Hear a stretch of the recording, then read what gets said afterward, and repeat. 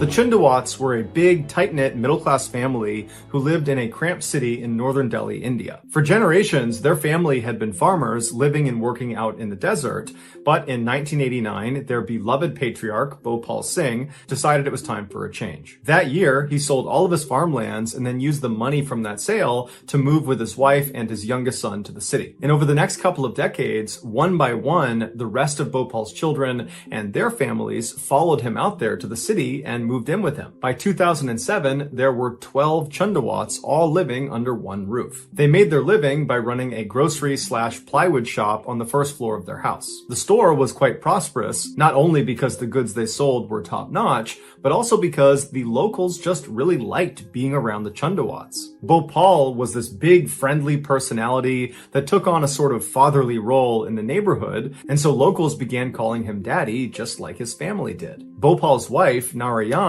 took on a motherly role in the neighborhood, and so naturally was nicknamed Mommy. When she wasn't taking care of her own family, she'd be outside handing out tea to workers on the street or looking after neighborhood kids. The rest of Bhopal's family, which included his 3 adult children, 2 of their wives, and 5 grandchildren, were also often seen down at the store, and they were highly regarded and respected as well. By all accounts, the Chundawats seemed like very successful and happy people that kind of had a perfect life. But in 2007, they would face a crisis when Bhopal died. Knowing how much he meant to that family, neighbors were concerned that the family would fall apart without him. But surprisingly, immediately following his death, it was like the family started improving in all aspects of their life. It was like an already perfect family got even better. They began working extra long hours at their store, and before long, they had earned enough money to open another store and put an addition on their house. They improved their health by changing their diet and cutting alcohol and tobacco out of their lives. Their children, who were already very gifted students, began studying even more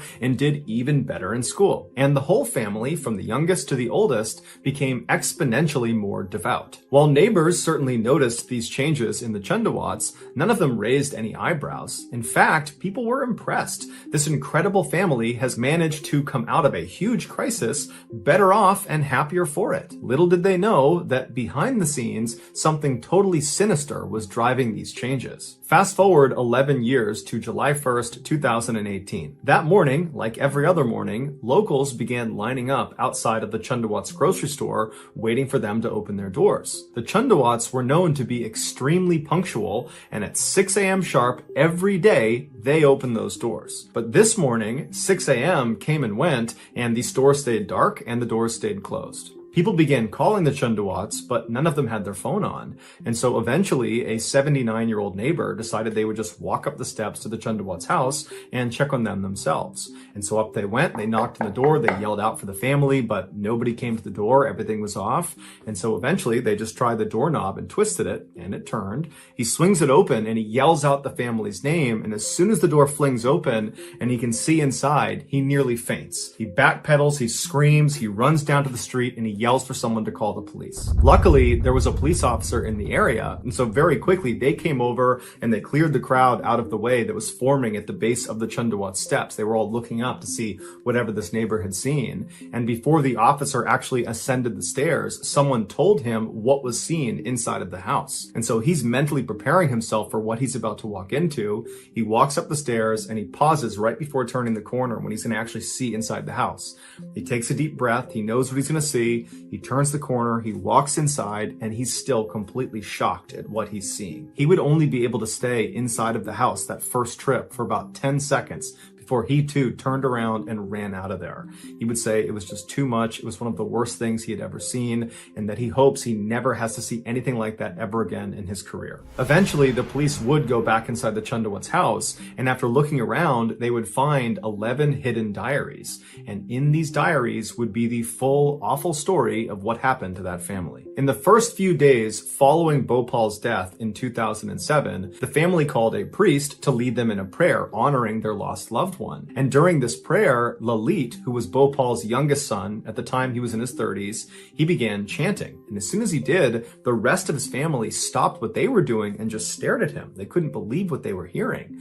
A few years earlier, Lalit had been in this horrible accident where plywood had fallen off of a shelf and hit him in the head, nearly killing him. He survived the ordeal, but the damage to his head left him unable to speak. But now, here he is chanting and speaking. And so as his voice grew stronger and stronger as he was doing this chant, the other family members just continued to watch him and listen to him, and then they began whispering to each other, "Daddy has returned." Following this prayer session, Lalit kept his voice, and he began keeping a diary, the first of the 11 he would ultimately fill. The first few entries in that first diary were fairly normal. They were just reflections on his day or on his life, but pretty quickly, the entries took a major turn. The first strange entry occurred on September 7th, 2007. To that point, Lalit had been writing in kind of narrative format about his life and whatever it was he was writing about, but it just kind of abruptly stopped, and in its place was this really deliberate instruction for his family. It said they all needed to get a black and white photo of Bhopal, their patriarch, and put it in front of them, and then pray they're able to rid themselves of their old habits. From this point onward, the diary entries became more frequent, and they stayed in this kind of strange instruction format for the family. It was like it was a growing list of rules for the family to follow. And the tone of these instructions that Lalit is writing out in this diary became more and more aggressive and punitive and hectoring. It was like the family was being punished. But the family appeared to obey all of these instructions. And this was because Lalit told his family that Bhopal had come back from the dead, he had given Lalit his voice back, and he had spoken to Lalit and explained to him that the reason he was back is because he wanted to save his family's souls. Lalit explained that at night, Bhopal would possess his body, and then using Lalit's body, he would write these instructions in the diary for his family to follow. And the idea was, if you follow these instructions, that will set you on the path to saving your soul. His instructions were at first just simple ways to honor Bhopal, but quickly they became really specific directives of how each of the family members needed to live their life on a day-to-day basis. There were instructions about which food they were allowed to eat and when they were allowed to eat it. There were instructions about which things they could sell in their store, and there were instructions on how to invest their profits, and there were countless instructions on how they should be praying and when they should be praying. Every night, just before 9 p.m., the family was instructed to stop whatever they were doing and head back to the house, and if anybody asked them what they were doing, they were supposed to tell them that grandfather was coming. And so they would all convene in a room inside of their house, and they would wait, and then at some point, Lalit would walk into the room, he would sit down in front, and then right at 9 p.m., he would become possessed by Bhopal, and then Bhopal would lead a 15 to 30 minute long prayer. Eventually, Lalit began observing a vow of silence, and he told his family that if and when you hear my voice again, it's not Lalit, you're only hearing Bhopal. In the eyes of his family, Lalit was no longer Lalit. Lalit had become Bhopal, or I guess Bhopal had become Lalit. But either way, Bhopal was back, and so with the exception of Lalit's mother, everyone in his family began referring to him as Daddy. Over the years this went on, the neighbors did pick up on the family's strange behavior, specifically Lalit's strange behavior. But no one ever said anything about it because despite the weirdness, the family seemed like they were really flourishing. They looked healthier, they were making more money, the grandchildren were excelling in school, and they just generally looked really happy. And so fast forward to June of 2018, which is the month before the neighbor and then police officer sees this horrible thing in the Chundawat household. That month, June, was an especially happy time for the Chundawat family because one of the grandchildren had announced they were going to get married. And so on June 17th, they have this huge engagement party. The whole family's there. They're dancing for joy about this incredible announcement. And then they began shifting their focus to planning this wedding that everyone is so excited about. A couple of weeks later, on June 29th, the Chundawats had their neighbor over for dinner, and that neighbor would later say that nothing seemed amiss, and over dinner, all the family wanted to talk about was this incredible wedding they were planning and how excited they were to go to it. And this wedding was several months away. Less than 48 hours after this dinner, the Chundawats failed to open their grocery store, and so the neighbor goes up the stairs, he opens the door,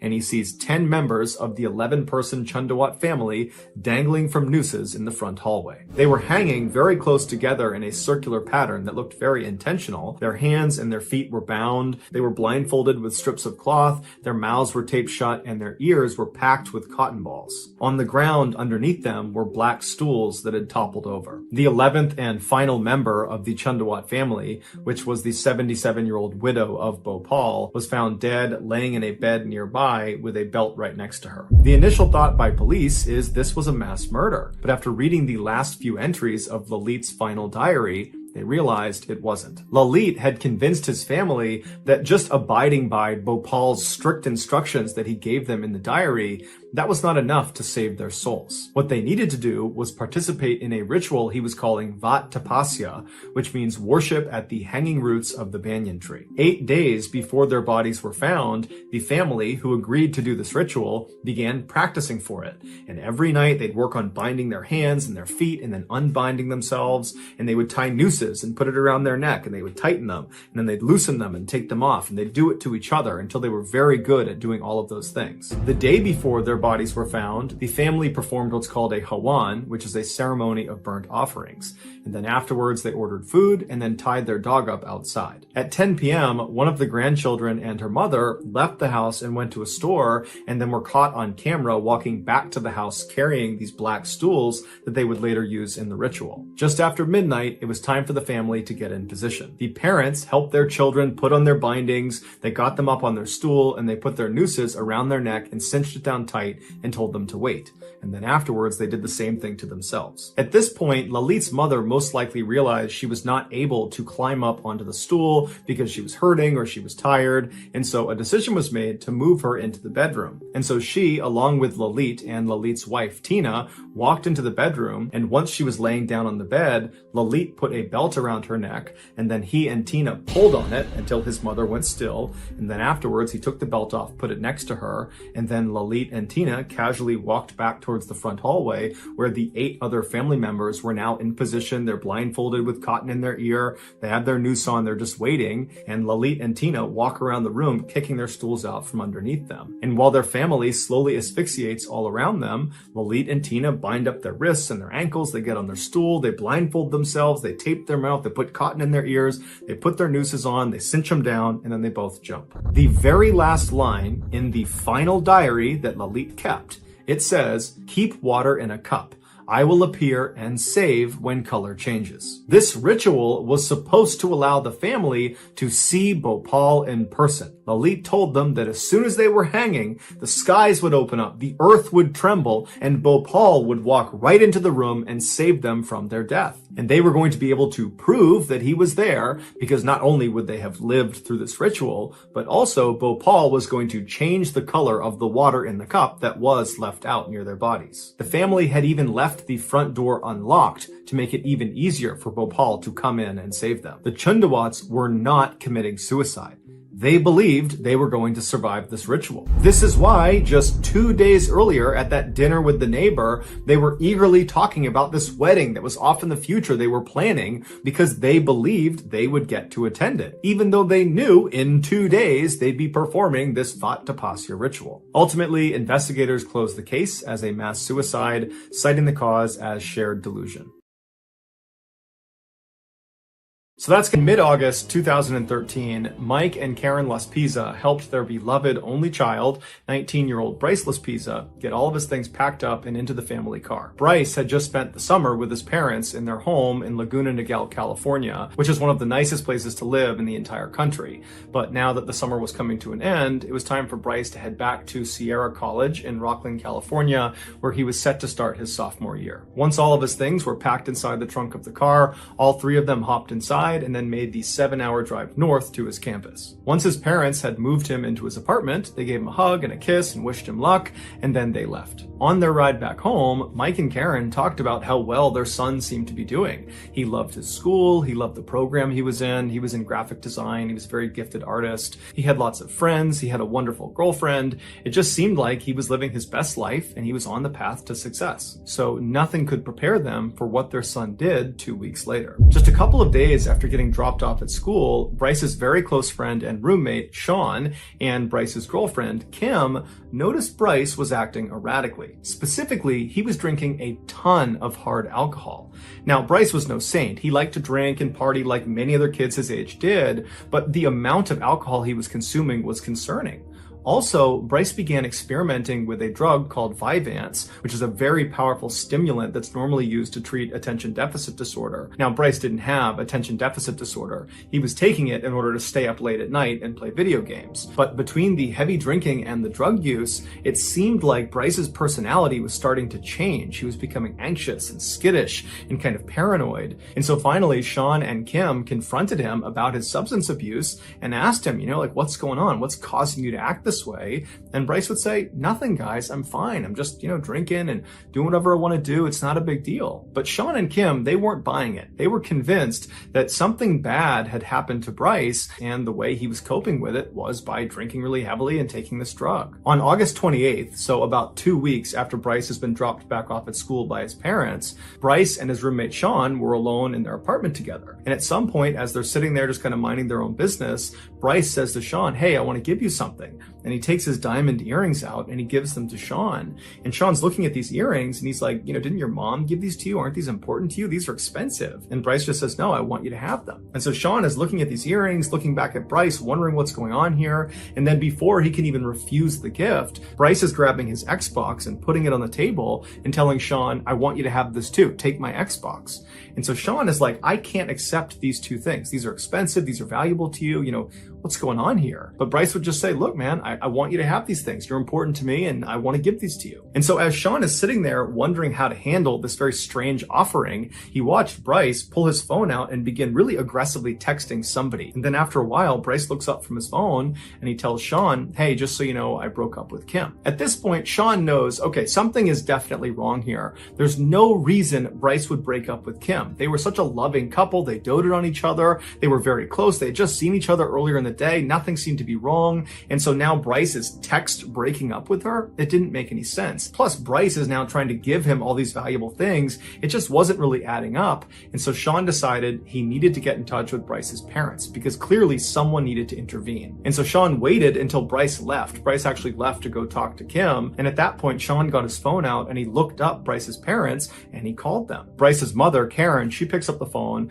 and Sean explains that, your son, he's acting strangely. He's abusing drugs and alcohol. And I wouldn't be doing this unless I thought there was a problem. Like, I'm not trying to get him in trouble. I want you to reach out to him and see what's going on because I think there's a problem.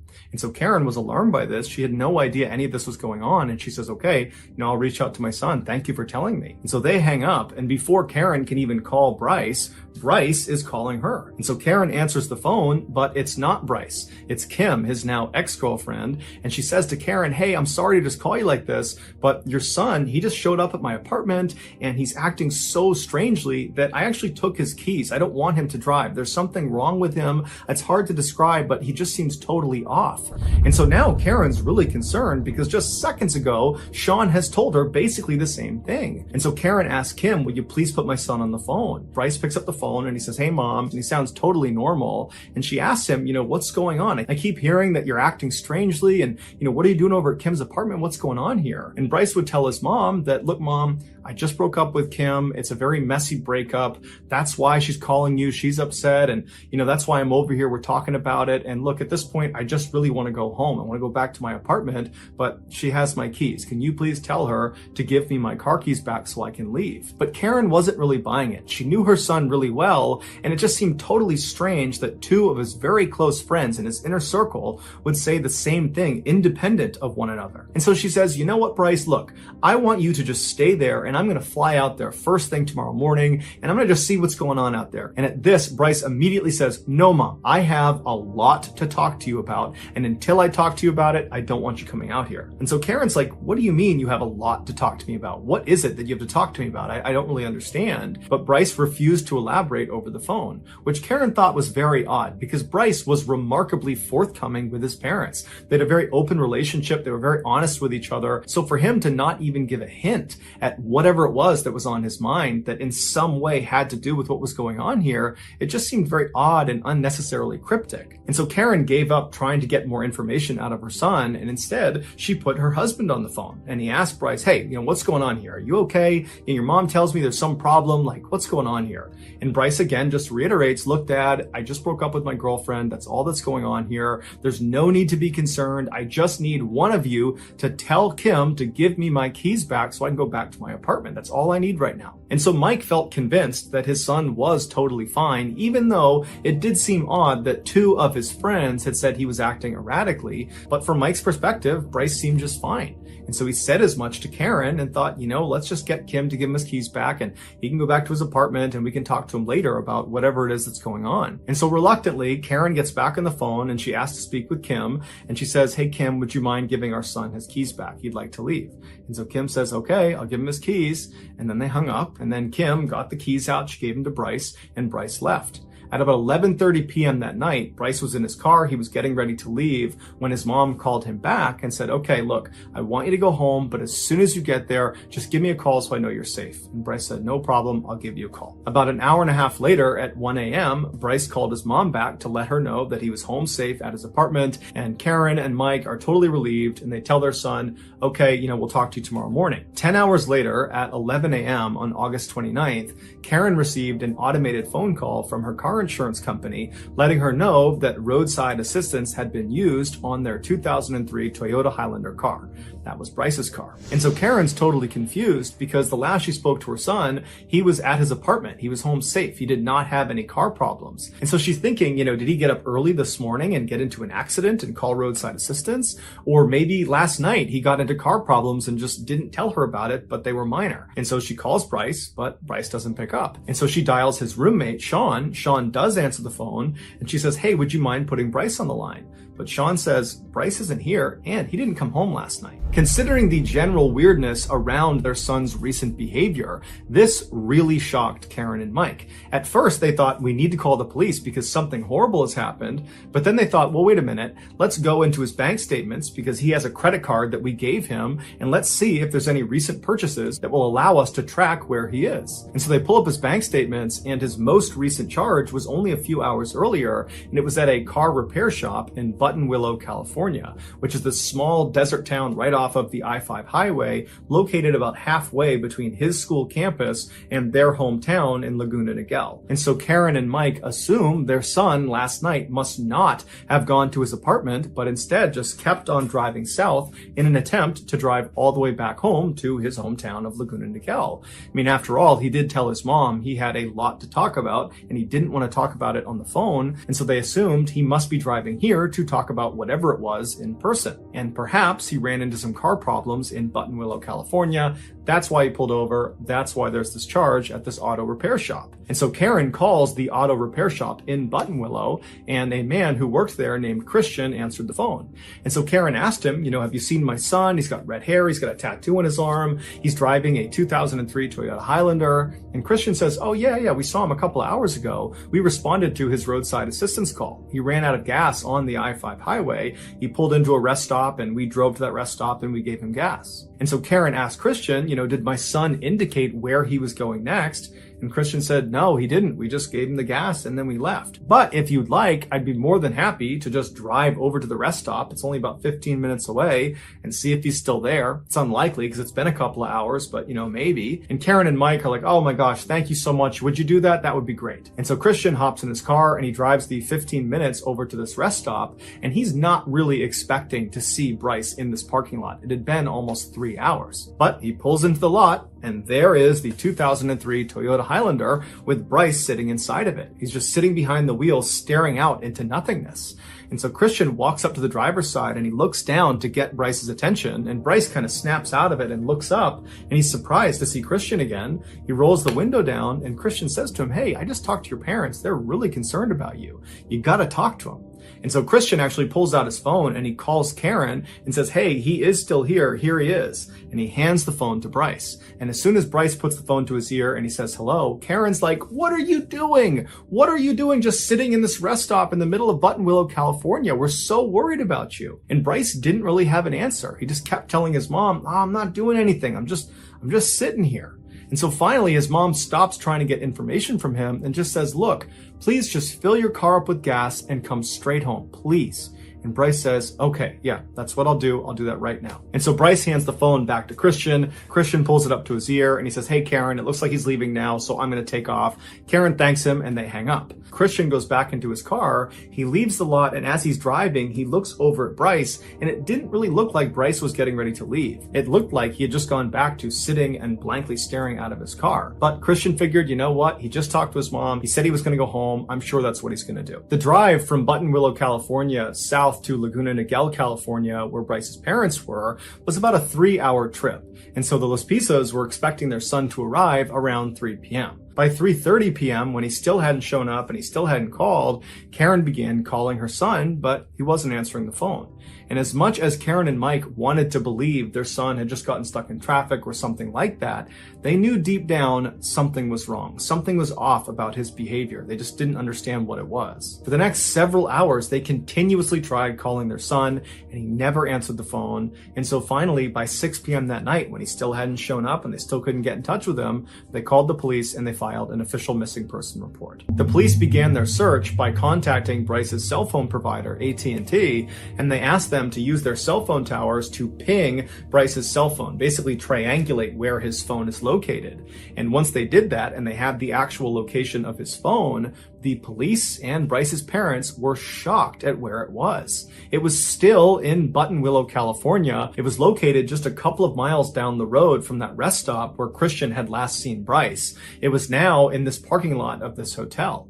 And so the police around Buttonwillow were alerted to the fact that Bryce was a missing person and his phone was apparently in this parking lot. And so police were sent over there to see if Bryce was there too. And so the police arrive in this hotel parking lot, and sure enough, right in the middle is the 2003 Toyota Highlander with Bryce sitting behind the wheel, just sitting there staring out the front. And so an officer walks up and he knocks on the glass, and Bryce rolls the window down. And the officer would say Bryce acted totally normally. He was friendly, he was lucid, he answered all their questions. When he got out of the car and they conducted field sobriety tests, he passed all of them. He even said, hey, if you want to search my car, go for it. I'm not doing anything out here. And so the officers did search his car, and there were no drugs, no alcohol. There was nothing suspicious in his car.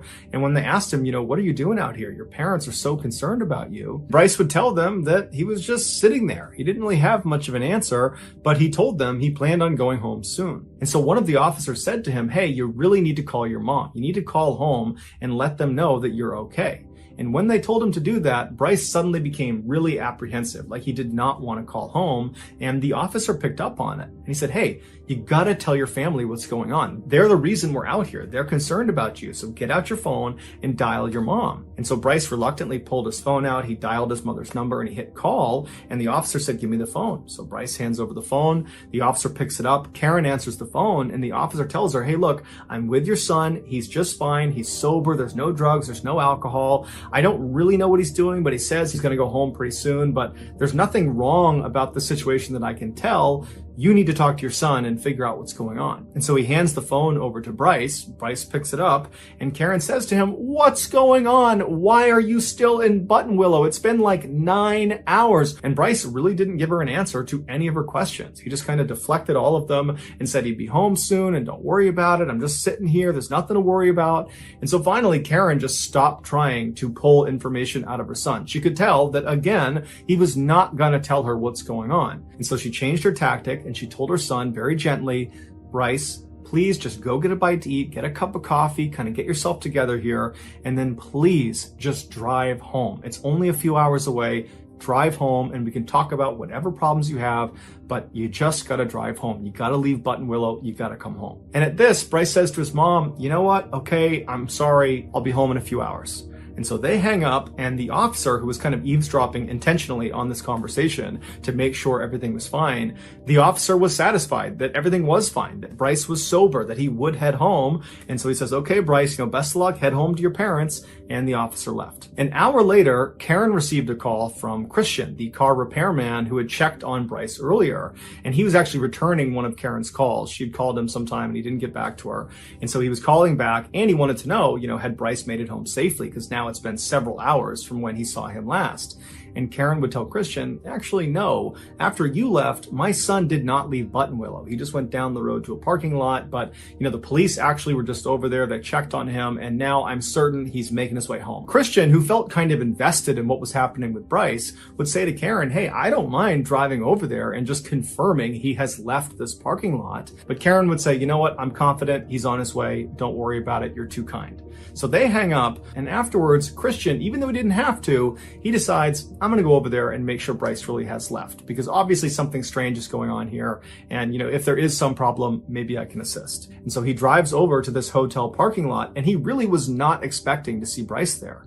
But he pulls into the lot, and who's still in the middle of the lot but Bryce in his 2003 Toyota Highlander, just staring out the front of his car. And so this time, Christian pulls up right next to him, he parks the car, he walks right up to the window, and he's a little bit more forceful, friendly, but forceful with Bryce. He has him roll the window down, and Bryce obviously is very surprised to see Christian again. It's the third time he's seen this car repairman, and Christian says to him, hey, Bryce, you need to go home. Your parents are so worried about you. You need to leave right now. In fact, I'm going to watch you leave, and then I'm going to follow you onto the highway to make sure you're going home. And so Bryce was a little bit taken aback at how forceful he was being, but he would ultimately say, okay, yeah, all right, let's leave. And so Christian gets back in his car, and he goes right behind Bryce. And after a few seconds, Bryce pulls out of the lot, and he starts driving onto the road, and Christian follows him. And for the next hour, Christian would just remain behind Bryce and watch him drive towards Laguna Niguel. And while he was driving, Christian would actually call Karen and Mike back, and he would say to them that, your son had not left, but now he's good.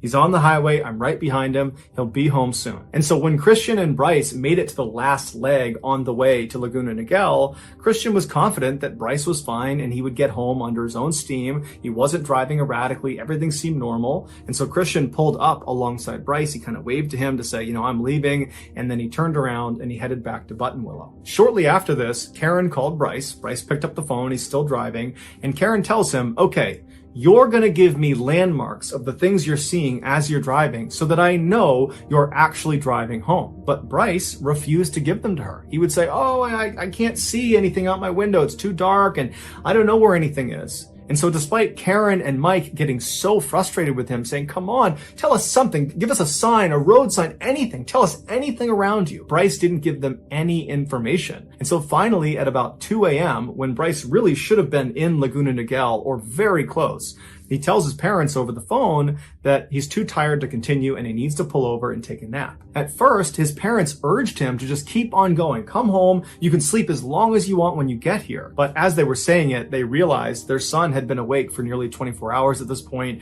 and it's the middle of the night. So it does kind of make sense for him to pull over and take a nap. And so they say, okay, pull over, but as soon as you wake up, you need to call us so we know you're back on the road. So Bryce says, no problem, I'll do that.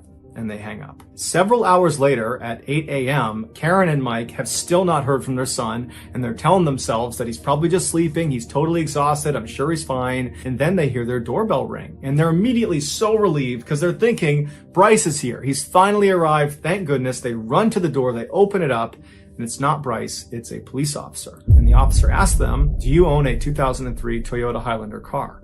And so Mike and Karen's hearts sank and they say, yes, our son Bryce drives that car. The officer told them that the car had been located a few hours earlier at the bottom of a 25-foot cliff near Castaic Lake. Castaic Lake is about halfway between Buttonwillow and Laguna Niguel. They told the parents that there was no sign of a driver. Bryce was not there. They did find 2 small drops of blood inside the vehicle, but beyond that, there was no indication that Bryce had sustained life-threatening injuries from this crash. They said the back window of the vehicle had been broken from the inside, indicating that Bryce had escaped the wreck by punching out that window. His laptop and phone were still in the vehicle, and his wallet and duffel bag were outside the vehicle on the road and looked like they had been rummaged through before they were left there. After an examination of the damage to the car, the final tire tracks that led down to where it had been found, and traffic cameras in the area, it was concluded that Bryce had actually intentionally driven off this cliff, and he had actually hit the accelerator right before he went over the edge. After Mike and Karen headed out to the crash scene and had a chance to talk to some of the investigators that had been looking for Bryce, they informed the parents that most likely what they were looking at with this crash was a failed suicide attempt. But Mike and Karen, they just couldn't buy that. That was not like their son. And just 2 weeks earlier, when they dropped him off, he was happy, he was excited to be at school, he was talking about the future. He was not someone that was suicidal. And so what situation could he have possibly gotten himself into in just those 2 weeks that was so bad it would lead to something like this? It made investigators and the parents wonder, was Bryce hiding something? What did he mean when he said he had a lot to talk about? Did that have something to do with this thing he was hiding? A huge search was launched in and around the area where the car had been found, with hundreds of people on horseback, on ATV, on foot. There were helicopters in the air. They put divers in the lake. They looked everywhere for days and days and days.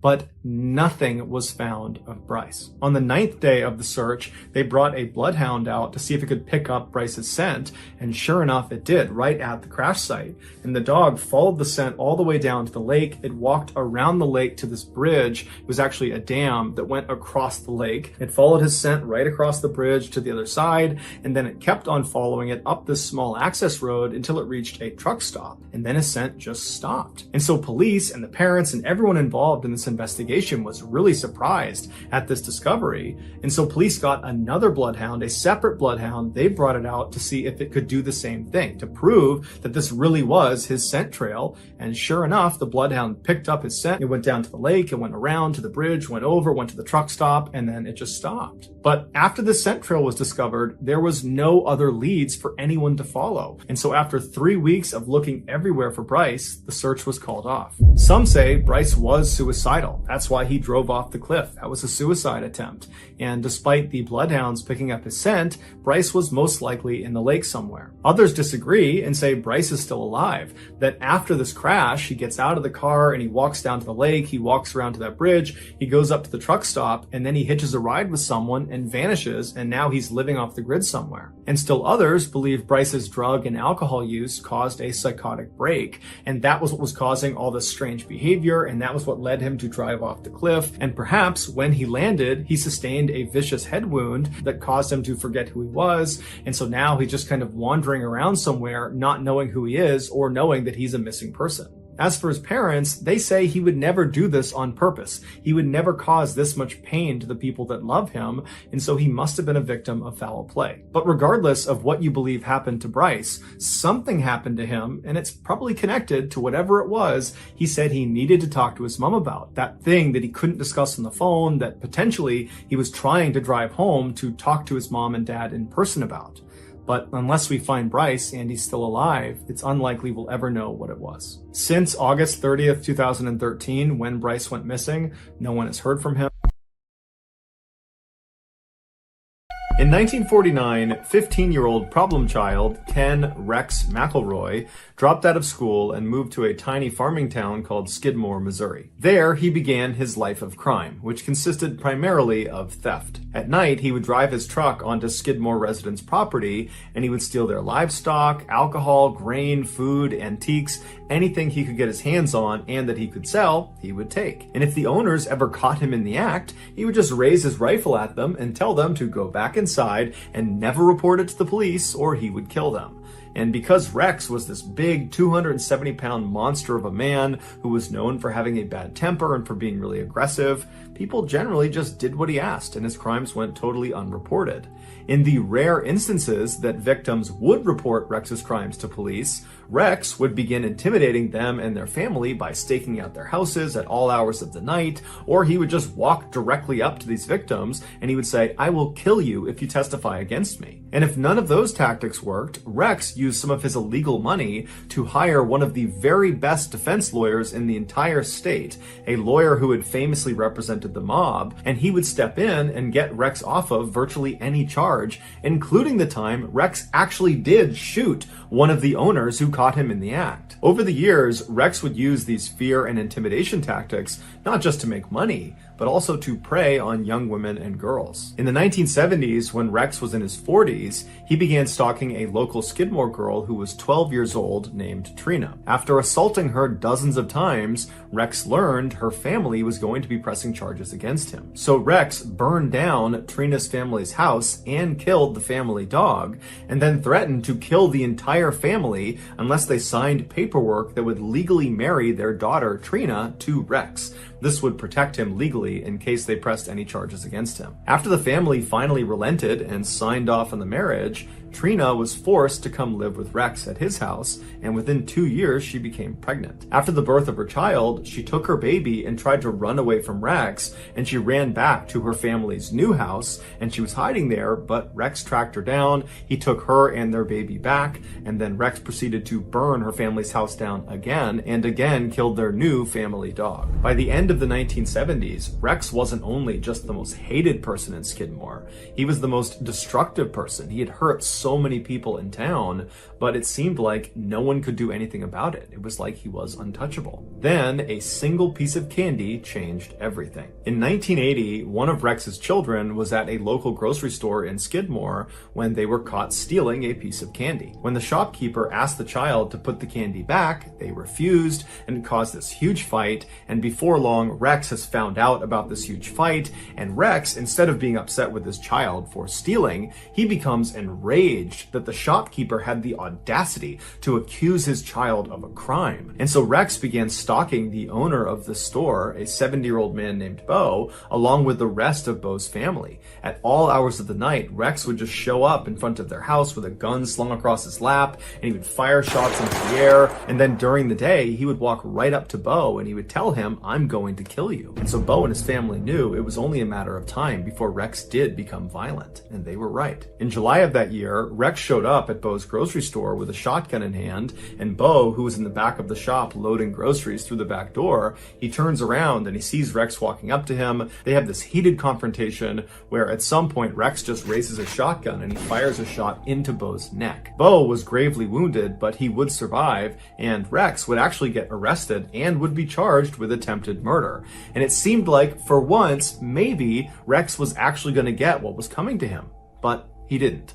The attempted murder charge was lowered to just assault, and he was given 2 years in prison, but he would only serve 1 day in jail before being released on bond. And as soon as he was out on bond, he went right to his house and he got his rifle that had a bayonet attached at the end of it, and he went right to the tavern in the middle of Skidmore, and he began telling anybody who would listen that he planned to finish the job, i.e. he was going to kill Bo, and he described in very graphic detail how he planned to do it, which involved this rifle and this bayonet.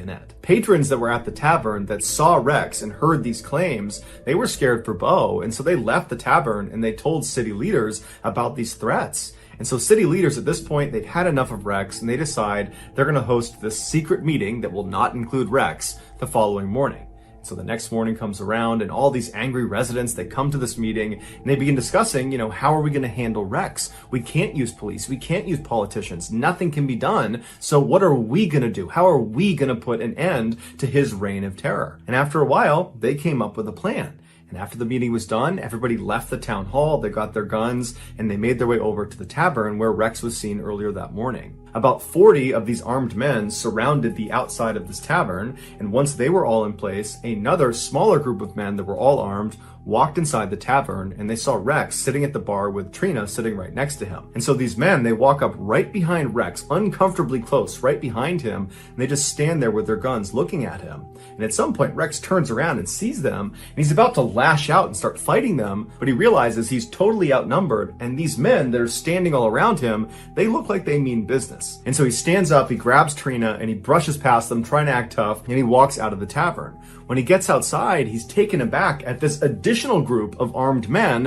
which is much larger, who are all standing there just looking in at him. And so Rex at this point becomes visibly frightened, but he grabs Trina and he calmly walks out to his truck, which is parked a little ways out in front of the tavern. He gets in the driver's side, she hops in the passenger side, and Rex lights a cigarette up, he turns on his truck, and he's about to try to drive away when a gunshot rings bugs out, and Rex immediately slumps forward onto his wheel. One of the Skidmore residents runs up to the truck, they open up the passenger side, and they grab Trina, who was unhurt, pulled her out, and rushed her to safety. Once she was clear, the other residents with their guns just moved in on the truck, and for 20 seconds they opened fire on Rex. After the shooting was over, nobody called an ambulance. Everyone just stood there and watched as the town bully died. In all, there were 46 witnesses that were there when Rex was murdered, but they all said they had either not seen the shooting or they didn't know who the shooter was. And despite a lengthy federal investigation, none of the witnesses ever changed their stories. And so as a result, no one was ever charged with Rex's murder. Years later, a Skidmore resident, when asked what happened here, they just said, "That man needed a killing." On the morning of March 18th, 1990, a young woman named Karen parked her car just outside of the Isabella Stewart Gardner Museum in Boston, Massachusetts. This famous museum is home to over 15,000 pieces of priceless art from ancient Rome, medieval Europe, Renaissance Italy, Asia, the Islamic world, and 19th century France and America. The outside of this 4-story building is strikingly plain, but inside is strikingly gorgeous. There is this lush green open-air courtyard that sits right in the middle of the museum that all of the galleries look down into. Karen was an art enthusiast, and she was a security guard at this museum, and that day she was on duty. After parking her car, she got out and walked her way over to the employee entrance, and there she pressed the buzzer and announced her arrival to the 2 night shift guards that she would be relieving. But after a few seconds, the night shift guards did not respond to her, and they did not unlock the door. And so after a little while, Karen pressed the buzzer again and said, "I'm here, can you please open the door?" But again, the guards that were on duty did not respond back to her, and the door did not open. This was highly unusual, so Karen left the door, found a payphone, and called the chief of security for the museum, who lived out in town, and told him she couldn't get in the building. So about 10 minutes later, the chief of security shows up, and he takes Karen, and he walks her around to the other side of the building. He leads her up an outdoor flight of stairs to another entrance to the museum. He pulls out a big ring of keys, he finds the right one, and he opens the door. The entrance they were going through placed them in this dark hallway that stretched out straight in front of them, and then at the very end of the hallway on the right was this very brightly lit room that the door was wide open to, and that was the security office where the guards were supposed to be. And so Karen and the chief, they begin walking down this hallway expecting to get to the end of it and look inside this room and see these guards and get an explanation for why they didn't buzz Karen in the first place. But when they reach the end of the hallway and they look in this office, there's nobody inside of there. And now that they were up close, they could see the door leading into the security office had been smashed open. In fact, the doorknob to this door had been smashed off and was laying on the ground. And then next to it, right in front of them, was this metal crowbar. And then above them, the one camera that would have seen whatever had happened in the hallway, it had been turned around and was facing the wall. So Karen and the chief, they know they've stumbled on something that's probably really bad. They don't know what it is. They don't know if there's still people inside the museum. They don't know where the guards are. So the chief just grabs the crowbar for protection, and he and Karen run into the office and they call police. Although they didn't know it yet, Karen and the chief had just discovered one of the most famous crimes in history. The night before, 23-year-old security guard Rick Abath trudged his way down the walkway towards the employee entrance of the museum. He and another young man named Randy were scheduled to work the overnight shift that night. Rick hated his job at the museum because it was incredibly boring,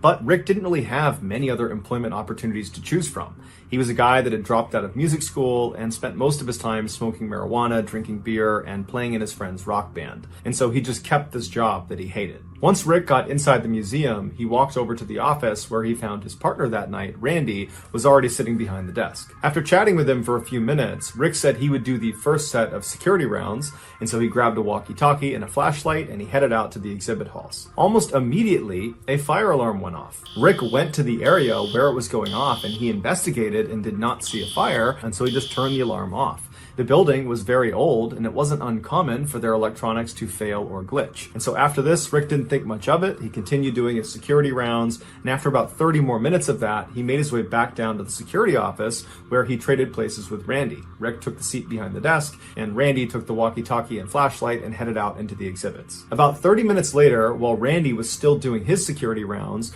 Rick had his head down on the desk when he heard the sound of the buzzer coming from one of the outside doors. He lifted his head up and he looked at the screen that was connected to the camera, looking down at whoever was outside at this door, and he saw there were 2 police officers standing right outside the door. And so he reached over and he pressed the intercom button and he said, "Hey, can I help you?" And the officers said they were there responding to a disturbance call. Can they come inside? Now, Rick didn't know what this was about. He assumed it must have to do with maybe the fire alarm that had gone off earlier, or maybe somebody outside had seen someone trying to break in and they had called it in. But either way, he felt like it was important enough that he should let them in, even though it was against protocol to allow anyone into the museum after hours, including police. And so the 2 officers, they come through the doors and they wind up in the hallway right outside of the security office. And there's a window into the security office, so both the officers and Rick can see each other. And the officers immediately say to Rick, "Hey, are you working alone tonight?" And Rick says, "No, my partner is out doing security rounds. He'll be back soon." And so the officers just kind of nod their heads and they're looking around the room for a second. And one of them, as he glances at Rick again, he does kind of a double take and he goes, "Wait a minute. I think I know you. There's a warrant out for your arrest. You need to come out here and show me your ID." And so Rick is caught completely off guard, but he just kind of instinctively does what he's told because it's a police officer. And so Rick stands up, he walks out of the office, he goes out into the hallway, and as he's about to present his ID to the inquiring officer, the officer just grabs him, pushes him up against the wall, and handcuffs him. And so before Rick can say anything, Randy, his partner, comes back from doing his security rounds. He walks into the hall and has no idea what's going on. The other officer, the one that had not handcuffed Rick, grabs Randy and does the same thing, presses him up against the wall and handcuffs him. And so as Randy and Rick are standing there up against the wall with their hands behind their back, they're looking at each other, they're looking around thinking, what's going on here? And at some point, Randy just blurts out, "Why are we being arrested?" And that's when one of the officers just says, "Oh, you're not being arrested. You're being robbed." Rick and Randy were led by the imposter cops down into the basement of this building where they were bound and gagged with duct tape. And then these 2 thieves proceeded to spend the next 81 minutes walking all around the museum, ultimately stealing 13 pieces of art before destroying the security footage and then fleeing the building. Rick and Randy were discovered unhurt later that morning by police, still tied up in the basement. Despite dozens of suspects, numerous viable theories, and a massive monetary reward, these 2 art thieves were never caught and remain at large today. As for the 13 pieces of stolen art, one of which includes the extremely rare Rembrandt painting called The Storm on the Sea of Galilee, which is his only seascape in existence, they are still unaccounted for. And combined, they are worth a staggering $500 million. Just after midnight on June 22nd, 1991, Charles Holden was on his way home from work when he decided to stop at a fast food restaurant near his house in Harrington, Delaware. After grabbing a quick bite to eat, Charles left the store and got back in his truck. He turned it on and he was about to drive out of the lot when he stopped because there was this man running towards him, waving, trying to flag him down. So Charles put his truck back in park and he rolled his window down to see what this guy wanted. And when this stranger got close enough, he told Charles that his sister was having a baby and he needed a ride to the hospital, which was about 20 minutes away. Charles couldn't tell if this guy was lying. It was super late. He didn't know this guy, and he just had a bad feeling about him. And so he told him, "No, I'm sorry. It's too late. I gotta get home. It's too far out of the way." The stranger immediately looked dejected and turned around and started walking away. And as Charles was watching him go, he felt bad and said, "You know what? Hey, come back here. I'll give you a ride part of the way there."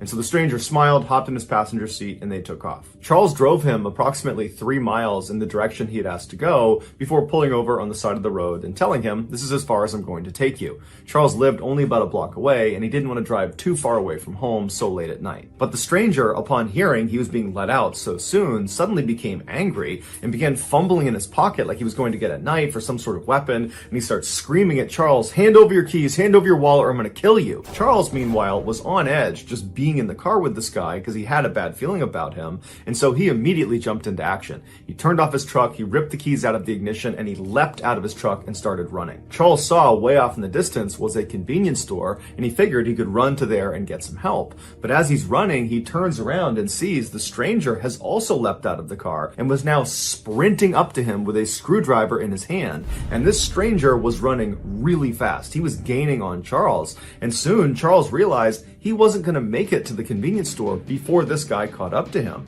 And so at some point, Charles just stops, he turns around and he puts his hands up and he says, okay, I'll give you a ride wherever you want to go, and then you can have my keys, my wallet, you can have anything you want. And so the stranger runs right up to Charles and he stops and he smiles because he's very pleased with this result. And he pokes him with the screwdriver and kind of gestures for him to go back to the truck. So Charles walks back to the truck with the stranger right behind him with the screwdriver periodically poking him in the back. They finally get to the vehicle and the stranger tells Charles to get in the car and then wait. But as soon as Charles sat down, he fired up his truck and sped off before the stranger could hop in the passenger side door.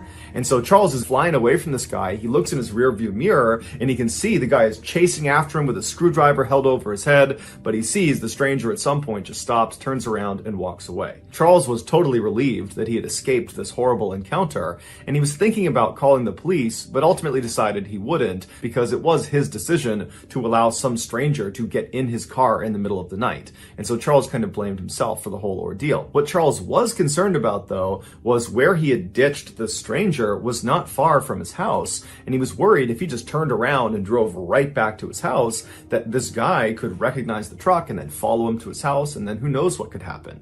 And so Charles decides he's just going to stay outside of town and drive around for a while to make sure this stranger is long gone by the time he comes back. So after about an hour of doing just that, driving around outside of town, Charles goes back into Harrington, Delaware, and he gets on his street and he's shocked when he sees the stranger who had just tried to kill him is walking down the road right in front of him. But luckily, the stranger did not hear or see Charles pull onto his street, and so Charles immediately throws it in reverse and he gets out of there and he drives off. At this point, Charles decides he needs to tell police because he doesn't know if this stranger actually knows him and that maybe he's targeting him and he's waiting for him at his property. And so he calls 911 and he tells the dispatcher about what had happened earlier and how this guy is now lurking around his property. And the dispatcher tells him they'll send an officer out to him. And so a few minutes later, an officer showed up at the payphone where Charles was, and they told Charles they would escort him back to his property, and if this stranger was still out in the area, they would arrest him.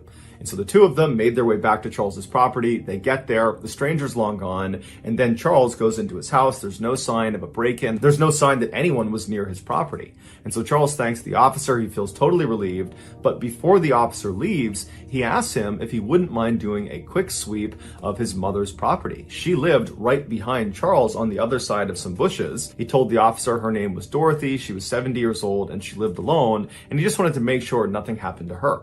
So the officer said, no problem, I'll go check in on her. So the officer leaves Charles and goes across his backyard through those bushes into Dorothy's backyard. And right away, he can see the back window on the back door has been smashed and the door itself is slightly ajar. And so the officer draws their pistol and they go up and they enter the house and they look inside. They're yelling for Dorothy, but there's no answer. It's totally dark in the house. It's totally silent. And so after searching the first floor and finding nothing, they make their way up the flight of stairs and they find blood at the top of the landing. And they follow this trail of blood and it brings them into one of the bedrooms where a woman is sprawled out on a bed.